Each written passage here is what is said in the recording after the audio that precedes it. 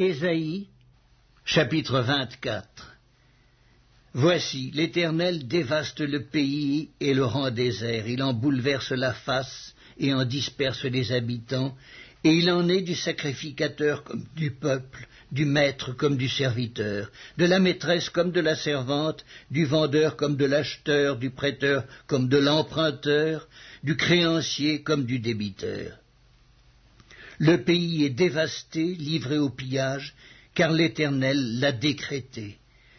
Le pays est triste, épuisé, les habitants sont abattus, languissants, les chefs du peuple sont sans force. Le pays était profané par ses habitants, car ils transgressaient les lois, violaient les ordonnances, ils rompaient l'alliance éternelle. C'est pourquoi la malédiction dévore le pays, et ses habitants portent la peine de leurs crimes.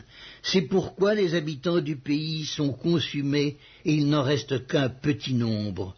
Le mou est triste, la vigne est flétrie. Tous ceux qui avaient le cœur joyeux soupirent. La joie des tambourins a cessé, la gaieté bruyante a pris fin, la joie de la harpe a cessé. On ne boit plus de vin en chantant, les liqueurs fortes sont amères aux buveurs. La ville déserte est en ruine, toutes les maisons sont fermées, on n'y entre plus, on crie dans les rues parce que le vin manque, toute réjouissance a disparu. L'allégresse est bannie du pays. La dévastation est restée dans la ville et les portes abattues sont en ruine, car il en est dans le pays au milieu des peuples, comme quand on secoue l'olivier, comme quand on grappille après la vendange. Ils élèvent leur voix, ils poussent des cris d'allégresse. Des bords de la mer, ils célèbrent la majesté de l'Éternel.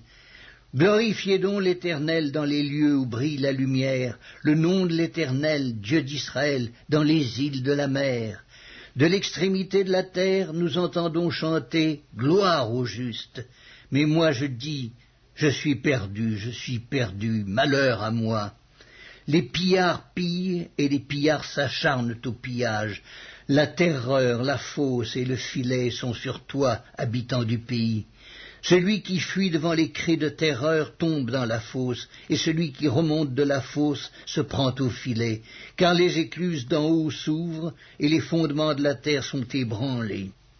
La terre est déchirée, la terre se brise, la terre chancelle comme un homme ivre, elle vacille comme une cabane, son péché pèse sur elle, elle tombe et ne se relève plus.